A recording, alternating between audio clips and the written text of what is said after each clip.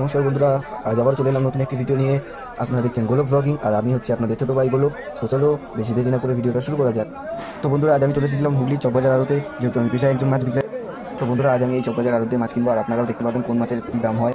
আর বন্ধুরা, আপনারা হয়তো অনেকেই জানেন যে বাংলাদেশ যে ইলিশ পাঠানো হচ্ছে ভারতে, সেহেতু এখানে ইলিশ মাছও দেখতে পাওয়া যাবে এই আড়তের মধ্যে।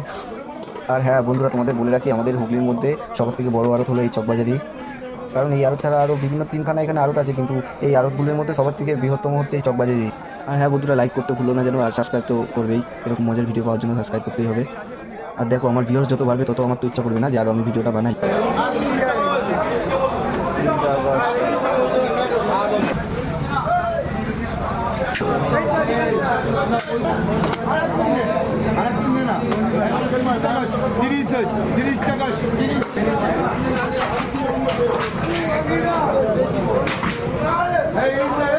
টাকা